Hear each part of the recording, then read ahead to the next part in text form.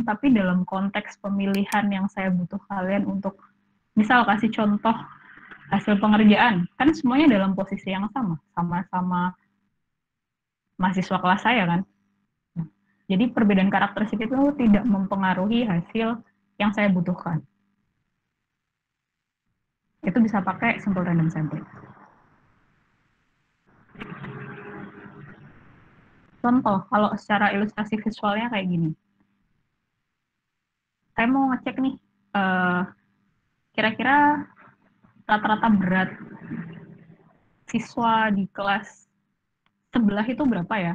Nah, total keseluruhan orang itu namanya saya kumpulkan, asumsinya saya taruh nih di satu topi atau satu tempat, terus saya ingin ambil sampelnya 6. Berarti ya udah dari nama-nama yang sudah terkumpul dalam satu kotak tersebut, saya pilih 6.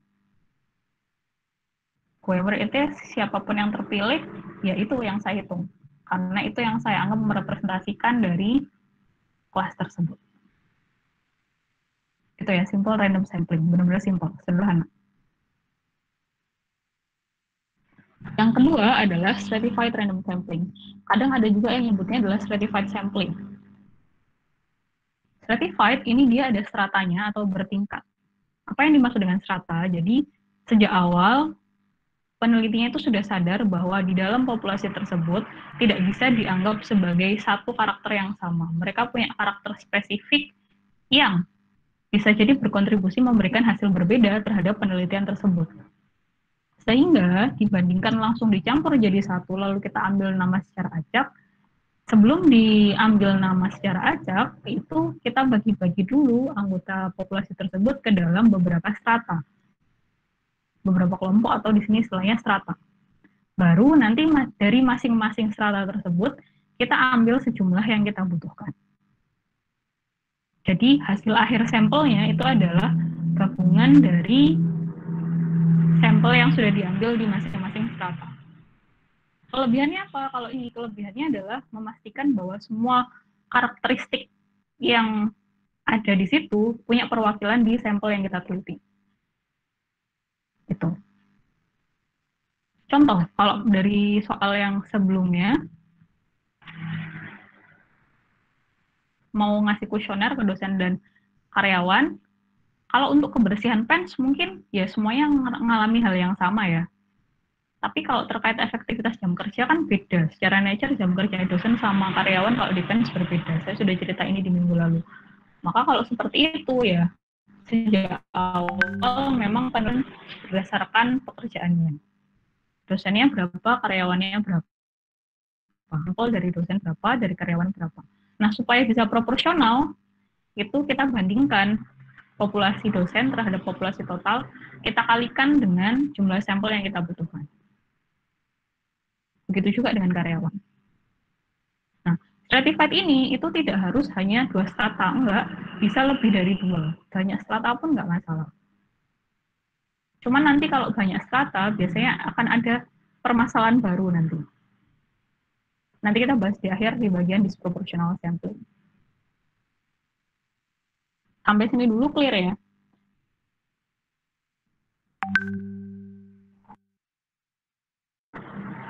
Oke. Oh ya, sebelumnya. Arta sudah merekam sesi ini kan, Pak? Halo? Sudah, oke. Sip. Terima kasih, Arta. Terus next, itu yang stratified random sampling. Makanya dia disebut juga stratified random sampling. Meskipun kadang ada yang nyebutnya hanya stratified sampling. Karena setelah distratakan, akhirnya ya dipilih random dari masing-masing strata tersebut. Ilustrasinya kayak gini. Misal anggapannya adalah stratanya itu berdasarkan bajunya. Bajunya di sini tuh maksudnya menggambarkan departemennya gitu ya. Dibagi dulu nih per strata, baru di masing-masing strata nanti diambil perwakilannya. Nah, di total nanti hasilnya sama dengan jumlah sampel yang kita butuhkan. Itu stratified random sampling atau stratified sampling. Yang ketiga adalah cluster sampling. Kalau kita ngomong soal cluster, kan cluster itu juga kelompok ya. Apa yang membedakan cluster sampling dengan stratified random sampling? Sama-sama dibagi ke dalam kelompok. Tapi yang berbeda adalah kalau di stratified random sampling, masing-masing strata itu anggotanya punya karakteristik yang mirip. Kalau di cluster sampling enggak. Anggota di dalam satu cluster itu justru bervariasi. Lalu gimana Bu cara menentukan anggota masing-masing cluster? Nah, ini sebenarnya tergantung case by case sih. Misal contohnya kalau kita mau penelitian terkait bagaimana sih kondisi kesejahteraan masyarakat Kota Surabaya setelah masa pandemi ini. Dalam masa pandemi ini, kan masih dalam ya. Dalam masa pandemi ini. Nah, Surabaya itu kan sangat luas sekali ya. Ada Surabaya Timur, Utara, Barat, Selatan. Nah, contoh paling mudah, salah satu contohnya kalau kita terapkan si cluster sampling adalah, ya, cluster itu kita bagi per wilayah. Cluster 1 adalah wilayah Surabaya Barat, cluster 2 Surabaya Timur, cluster 3 Surabaya Utara, cluster 4 Surabaya Selatan. Misal kayak gitu. Lalu, setelah itu, apa yang perlu dilakukan dari cluster-cluster yang sudah ada tersebut, kan masing-masing cluster itu dia punya anggota yang sangat bervariasi ya. Kita pilih di antara di antara keseluruhan cluster tersebut, cluster mana yang mau kita ambil sampelnya. Jadi kalau stratified itu dari masing-masing strata kita ambil perwakilan, kalau cluster enggak. Dari cluster yang ada, kita pilih salah satu cluster yang ingin kita teliti. Itu cluster sampling. Baru seluruh anggota dari cluster tersebut itu yang kita jadikan sebagai data. Yang kita jadikan sebagai sampel. Itu cluster sampling. Ilustrasinya kayak gimana? Ini ada ilustrasinya. Misal populasinya kayak gini ya. Perbedaan karakteristiknya digambarkan dengan ikonnya akan berbeda. Jadi ada 3 karakteristik yang berbeda. Kalau stratified, itu dia dikelompokkan per karakteristik yang sama. Jadi kalau kalian amati di situ, dia ada ini strata 1, ini strata 2, ini strata 3. Oh ya, strata ini meskipun judulnya tingkatan, bukan berarti 1 lebih rendah dari 2, 2 lebih rendah dari 3, enggak juga sih. Itu hanya menunjukkan bahwa mereka punya karakteristik yang berbeda.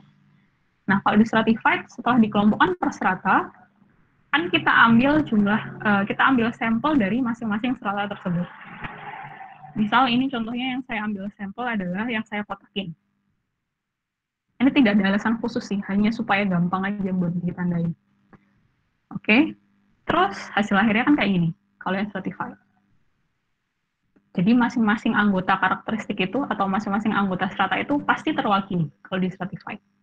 Tapi kalau di cluster, masih dengan case yang sama, di cluster itu dia bagi per cluster. Pembagiannya itu bisa acak, bisa contohnya berdasarkan geografis itu, atau contoh lain misal berdasarkan, misal sebuah maskapai dia ingin survei kepuasan pengunjung gitu ya, dia bagi klasternya berdasarkan apa? Berdasarkan flight yang ada dalam hari tersebut.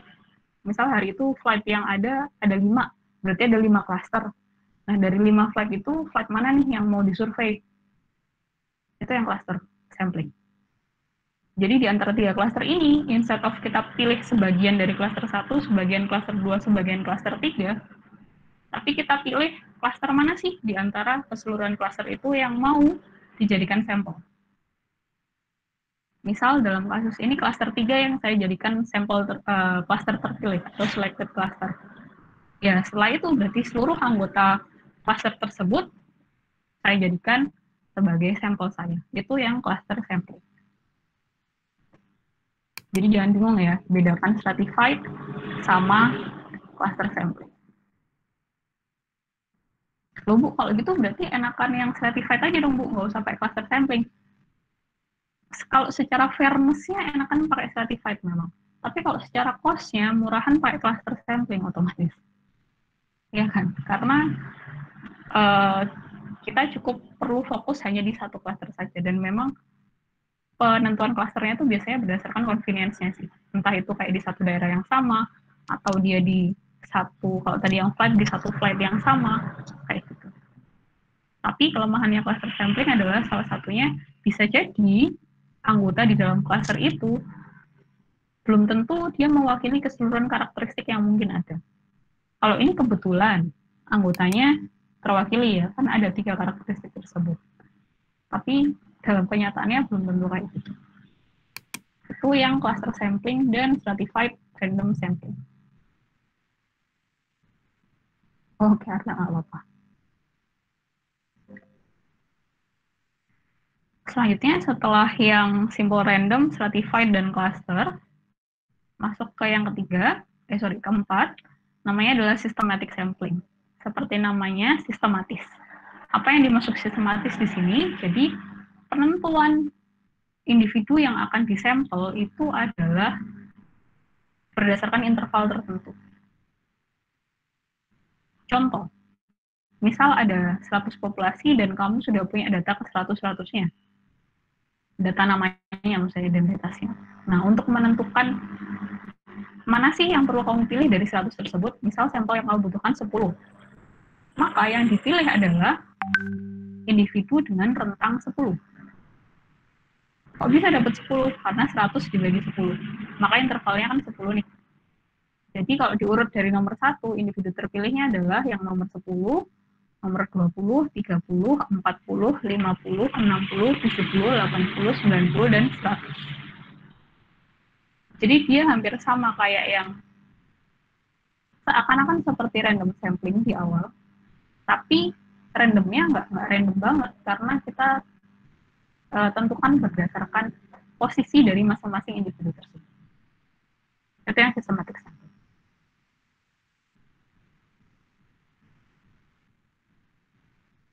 Terakhir untuk yang probability sampling ada namanya multi-stage, atau kalau di awal tadi saya bilangnya double ya.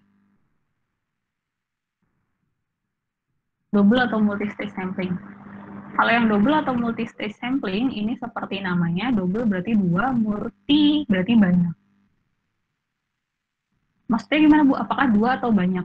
Artinya adalah ketika metode sampel tersebut atau metode sampling tersebut menggunakan lebih dari satu metode, jadi dia mengkombinasikan lebih dari satu metode, itu sudah bisa disebut sebagai multi-stage. Umumnya sih biasanya 2.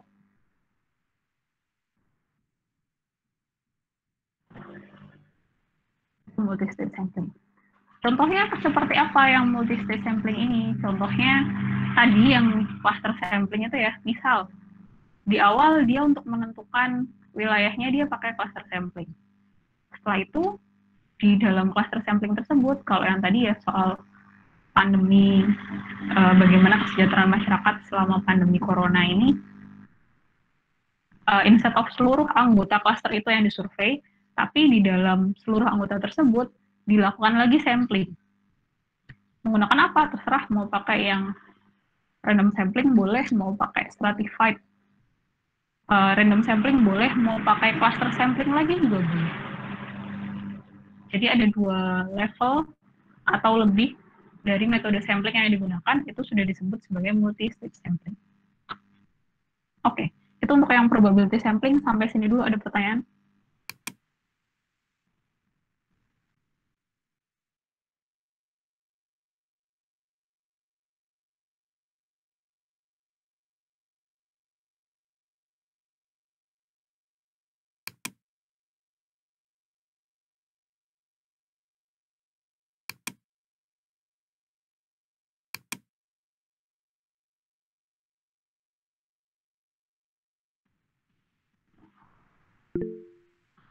Oke, silakan Anissa. Mau dinyalakan audionya atau mau diketik di chat? Saya pakai suara aja, Bu. Oh ya, silakan. Ya, saya Anissa. Saya mau tanya, untuk yang cluster sampling itu biasanya cara menentukan kita menggunakan cluster yang mana itu seperti apa, Bu? Apa faktor-faktor dalam menentukannya itu apa saja? Cukup, Bu. Oke, terima kasih Anissa. Pertanyaannya menarik ya. Untuk yang cluster sampling tadi kan kita memilih cluster dari banyaknya cluster yang tersedia. Lalu gimana nih cara kita milih clusternya? Kira-kira kalau saya kembalikan lagi ke kalian nih, kira-kira gimana milihnya?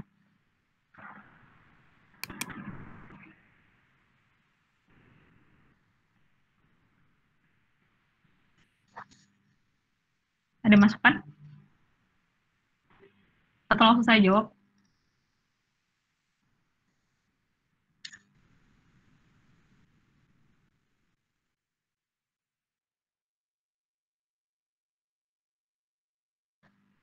Oke, langsung saya jawab ya.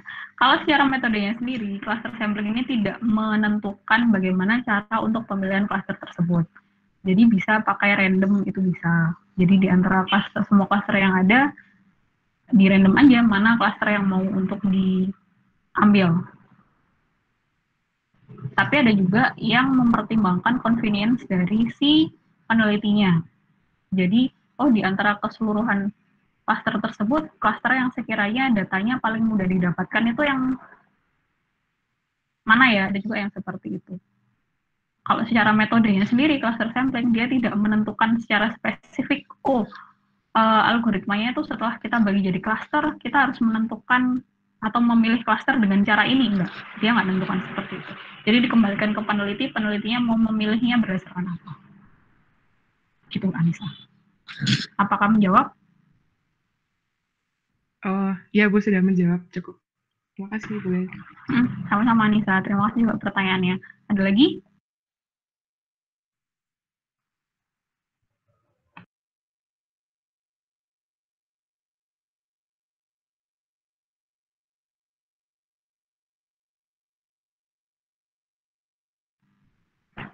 Oke, kalau nggak ada saya masuk ke yang selanjutnya ya.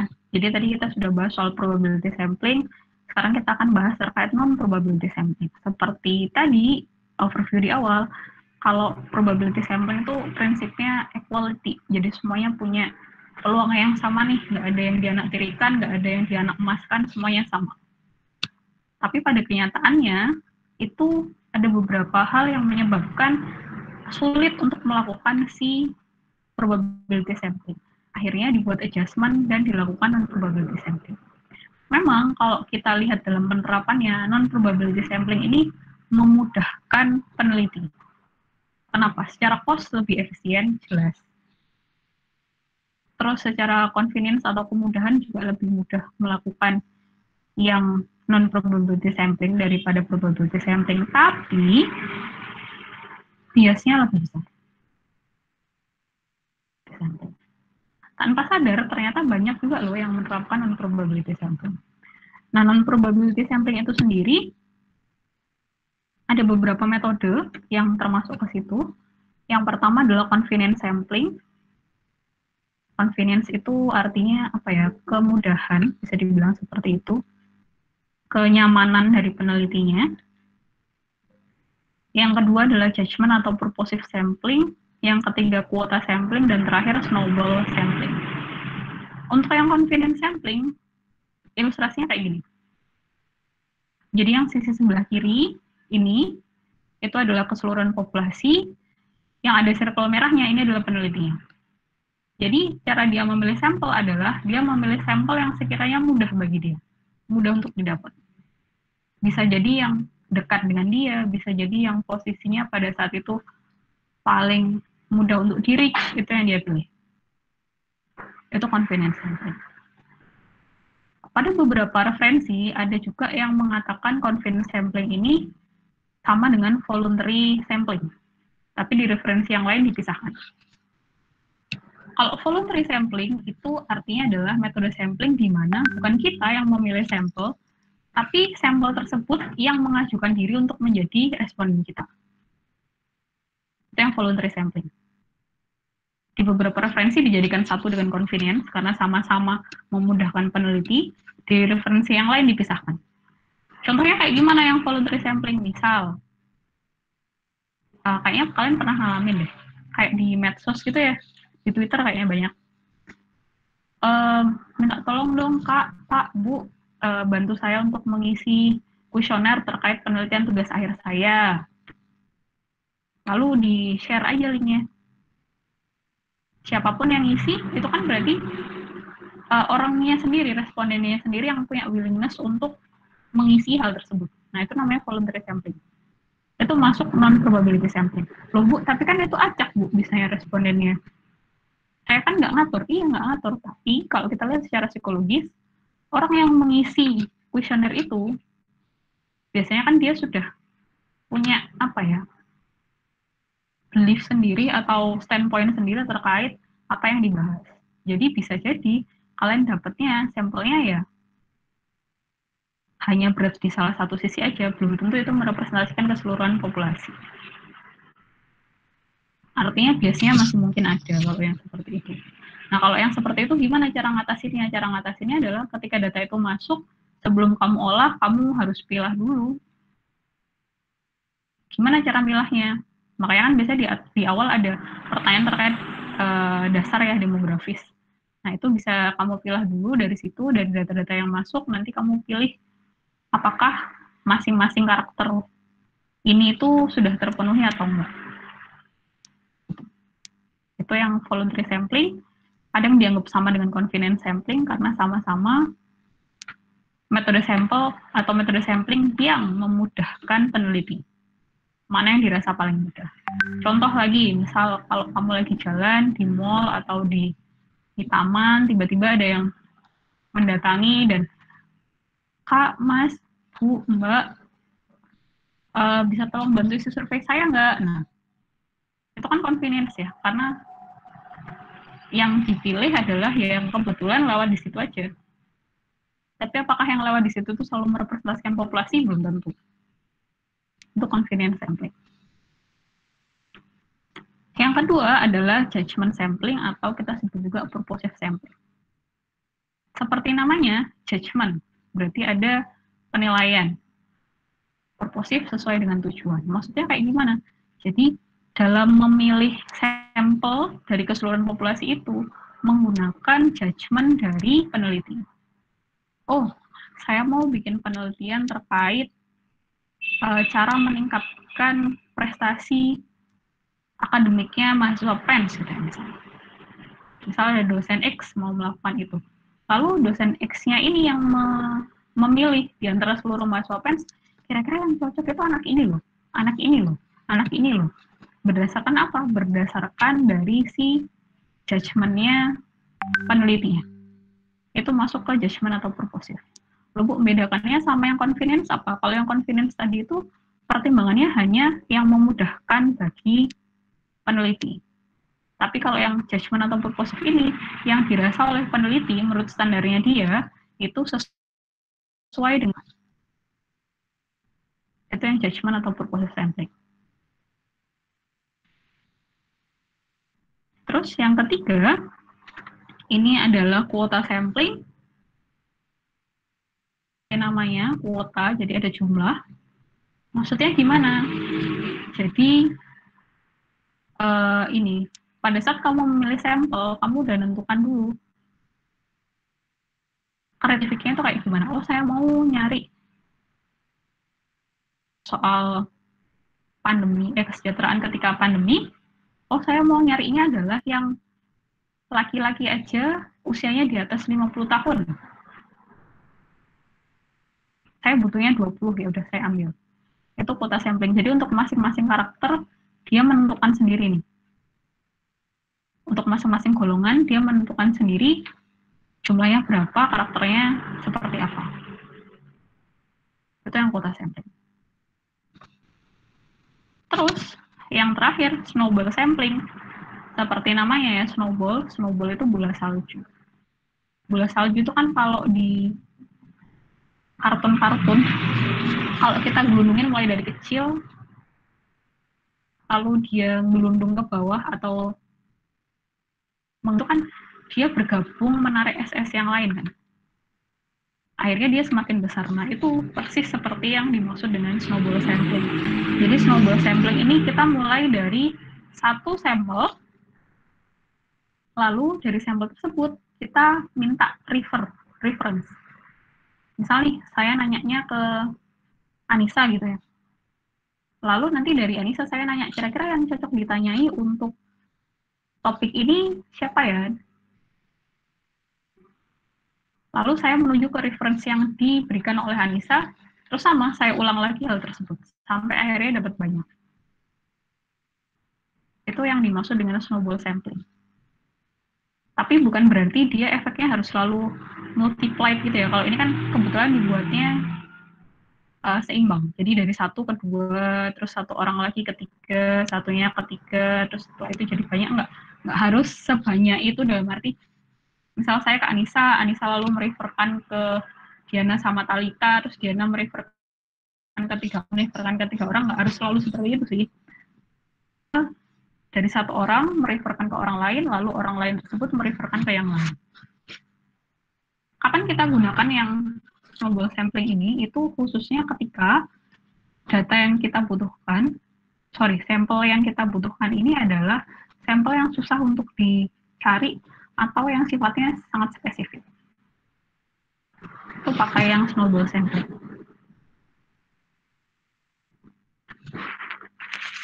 Oke, itu untuk yang non-probability sampling, ada convenience, termasuk di dalamnya voluntary sampling juga, terus ada judgment atau purposive, quota sampling, dan juga snowball sampling. Ada pertanyaan sampai di sini?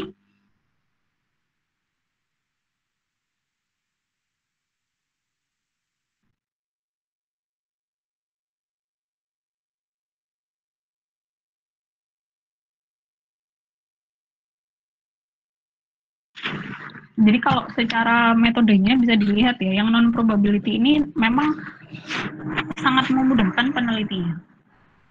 Tapi potensi terjadinya bias itu juga sangat tinggi. Contoh kalau yang judgment gitu ya. Menurut peneliti tersebut, yang cocok untuk ditanyai atau dimintai data adalah anak A. Tapi kalau misal dilihat dari sudut pandang yang lain, peneliti yang lain bisa jadi dengan penelitian yang sama nih, yang menurut peneliti kedua ini cocok, itu bukan anak A, tapi anak B. Nah, kan itu sudah bisa mempengaruhi hasil juga nanti. Itu untuk yang non-probability sampling. Nah, selain kedua hal itu, probability sampling dan juga non-probability sampling, itu dilihat dari peluang yang dimiliki oleh masing-masing individu untuk dipilih. Ada juga satu hal yang perlu kita pertimbangkan, yakni dalam hal proporsionalitas, yakni proportional sampling dan disproportional sampling. Kalau dari namanya udah kelihatan ya, dia karakteristiknya seperti apa. Kalau yang proporsional, seperti namanya proporsional, seimbang. Disproporsional berarti dia tidak seimbang. Bu, kok tidak seimbang? Biasanya tambah besar lagi dong. Oke, memang sekilas terlihat disproporsional ini nggak bagus. Tapi ternyata memang ada kasus tertentu yang kita nggak ada solusi lain selain pakai yang disproportional sampling. Contohnya kayak gimana? Misal di satu populasi ada dua karakteristik yang sangat berbeda, yakni dari segi gendernya, laki-laki dan perempuan, dan kebetulan jenis kelamin yang berbeda ini akan sangat berpengaruh terhadap hasil penelitian. Kalau nggak berpengaruh ya jadikan satu aja. Tapi kalau berpengaruh harus dipisah. Yang laki-laki jumlahnya 3.000, yang perempuan 7.000. Kan katanya jumlah perempuan lebih banyak ya. Kalau pakai proportional sampling, dalam hal ini misal kita pakai yang stratified sampling, ketika sampel yang kita inginkan 70, maka gimana cara mendapatkannya? Kita bagi jumlah populasi dari masing-masing kategori tersebut atau strata dibandingkan dengan jumlah populasi total, lalu kita kalikan dengan total sampel yang kita inginkan. Jadi kalau dihitung di situ bisa dilihat yang sampel laki-laki ketemu 21, berarti sampel wanitanya ketemu 49, karena kan 70 dikurangi 21. Proporsional itu ingat, seimbang nggak harus sama ya. Ini yang proporsional, dan yang umumnya kita lakukan adalah seperti ini. Tapi dalam kenyataannya kadang itu tidak seindah itu. Dalam kenyataannya kadang bisa jadi data yang tersedia itu bedanya sangat jauh. Bedanya sangat jauh. Jadi ketika populasi yang laki-laki itu hanya 100 dan yang perempuan 10.000, kalau kita pakai rumus proportional sampling, dalam hal ini penerapan stratified, maka sampel laki-laki itu hanya 1 orang, sedangkan sampel wanitanya 69 orang. Bu, tapi kan dia seimbang sesuai dengan populasinya. Nah, tapi 1 dibandingkan 69 itu kan sangat jauh ya, nggak proporsional. Maka kalau kondisinya seperti ini, disarankan ya bukan pakai yang proportional sampling, Tapi lebih baik pakai yang disproportional sampling.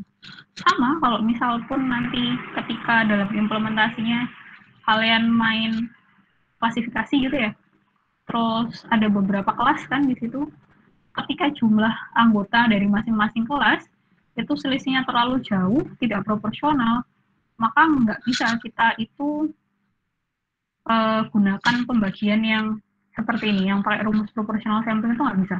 Kenapa? Karena nanti pasti akurasinya akan sangat tinggi, tapi belum tentu hasilnya bagus. Kok bisa? Iya, karena yang benar itu hanya di satu kelompok saja. Kelompok yang lain tidak terwakili. Maka kalau solusi seperti itu, solusinya adalah kita pakai yang disproportional sampling. Oke, sampelnya populasinya yang laki-laki 100, yang perempuan 10.000. Kita butuhnya 70. Cara paling gampang adalah ya udah dibagi 2 aja, 35. Cara ngambil 35 dari 100 tersebut atau 35 dari 10.000 tersebut bisa pakai ya random sampling. Gitu. Kenapa? Jadi datanya bisa balance. Maka memang nggak bisa kita langsung hitam putih, oh saya harus selalu pakai yang proportional sampling, nggak juga. Karena sangat-sangat tergantung dengan studi kasusnya. Oh saya harus selalu pakai yang probability sampling. Memang baik seperti itu, tapi kalau ternyata sampel yang kalian butuhkan, populasi yang kalian butuhkan itu susah sekali untuk dicari, atau kalau misal ada itu sangat jarang, jumlahnya sangat terbatas, susah pula di reach. Ya mau nggak mau, caranya ya pakai yang snowball sampling, mulai dari yang bisa kalian reach dulu, dari situ nanti minta di refer ke orang yang lain. Oke, itu untuk yang proportional sampling dan disproportional sampling. Sampai di sini apakah ada pertanyaan?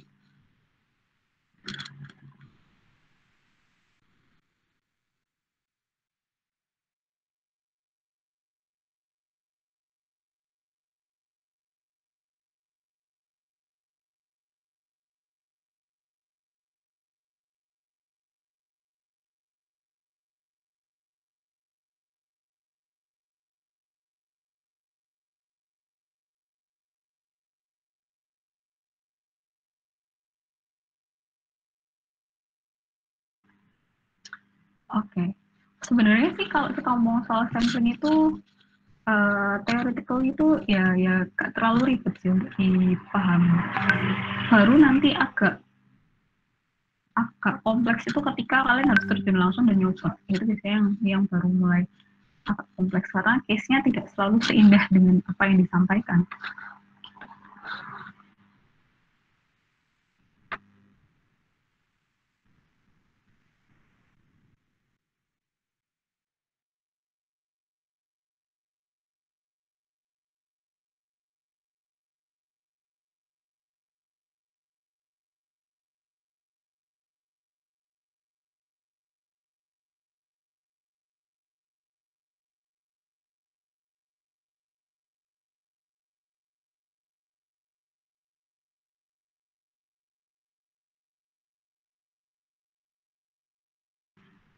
Oke.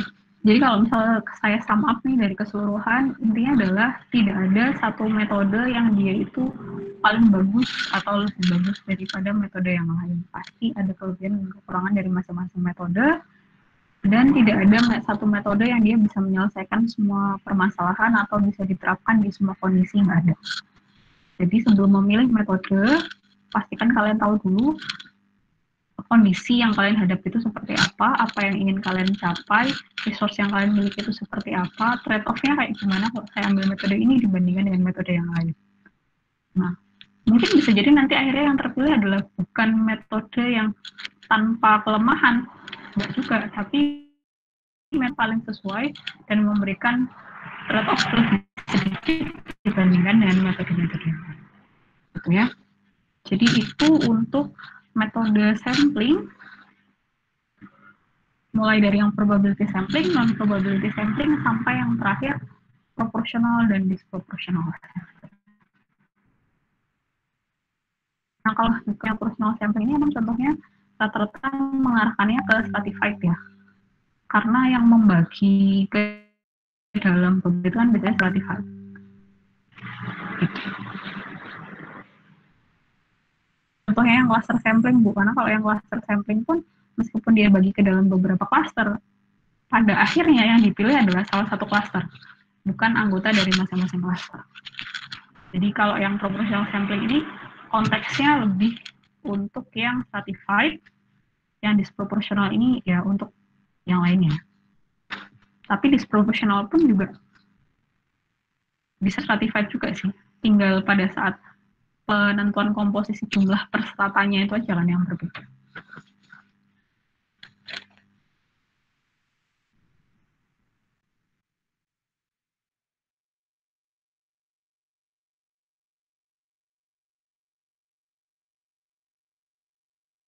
Oke, kalau misalnya tidak ada pertanyaan, sebenarnya materinya udah selesai untuk yang hari ini, karena hari ini fokusnya di metode. Last chance, ada pertanyaan?